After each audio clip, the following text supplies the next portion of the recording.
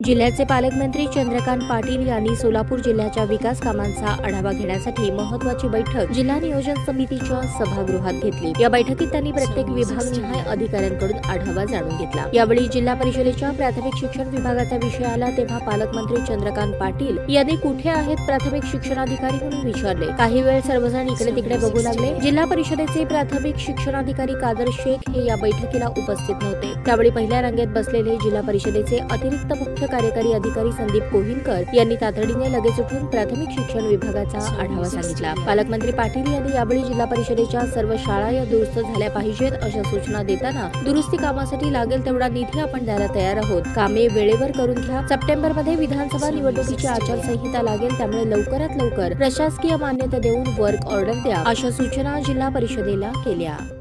जी कामं आपली प्रगतीपथावर आहे साधारणतः सर आपल्याला गेल्या वर्षी शाळा दुरुस्तीला आपण 266 कामं गेलेला आग्रह दिला होता की प्राथमिक शाळांच्या दुरुस्तीवर आपण जास्त पैसे खर्च करू। हो सर, आपल्याला दिले सर 23-24 मध्ये सर चांगले पैसे मिळाले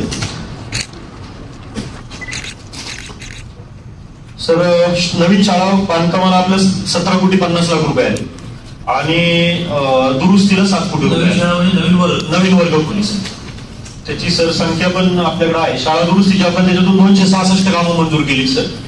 त्यापैकी 27 कामं सर ई टेंडरिंग 37 कामांची वर्क ऑर्डर झाल्या। 229 कामं आता टेंडरला आहेत सर, ते आम्ही संपवतो सर। या वर्षी असं आपल्याला टार्गेट ठेवायचं आहे की नियोजन मधूनही जास्त पैसे काढू आणि काही CSR मिळवू। जिल्ह्यातल्या शाळांची दुरुस्ती न होता शिल्लक राहिला नाही अशा दिशेने आपण वाटचाल करायची। म्हणून मग तुम्ही एक चार्ट तयार करा की जिल्ह्यामध्ये प्राथमिक शाळा किती, कंपाऊंड नाही, मुलींचं टॉयलेट नाही, ई लर्निंग नाही, असे 5 निकष काढा आणि त्यात आपल्याला किती देता येईल। त्यातलं 23-24 तुमचा गाव असा आहे की सगळे खर्च झाले, म्हणजे प्लॅनिंग झालंय सर, खर्च होतील ते काय अडचण ते कसे खर्च होतील आता 23-24 ची जी कामं 2 वर्ष खर्च करताय आपल्याला त्या मार्च पर्यंत मुदत आहे आपण लवकरच पुन्हा तोच लागेल की तो खर्च तुम्ही केला नाही तो म्हणजे या वर्षी जाईल। म्हणजे मग पैसे आहेत आणि कामं होत नाही असं होईल ना। ती का राहिली 23-24 टेंडर करायची सर।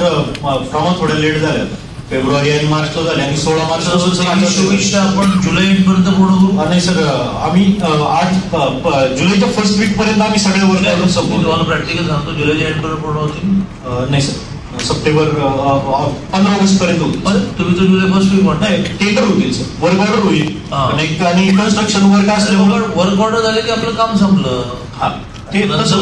कॉन्ट्रॅक्टरचं मॉनिटरिंग करणं, त्यालाही बिलं काढण्याची काळजी असते। टेंडर आणि वर्क ऑर्डर ते संपेल सर, मग गावातील करून त्या कॉन्ट्रॅक्टरचा फॉलो ते संपेल सर 100% सर। तर मग पुढच्या निधीला हात लावते हो सर, आणि तर मग ते पिक्चर उभं करता येईल की काय पेंडिंग आहे। ओके सर, दुरुस्तीची कामं छोटी आहेत आपली 2-2.5-3 लाखाची, ती 15 ऑगस्ट पर्यंत संपतील। पण शाळा खोल्याचं मोठं काम आहे सर, नसतात काचा बुडलेल्या असतात, किरकोळ किंवा गळती वगैरे अत्यंत दयनीय स्थिती असते। असे तुम्ही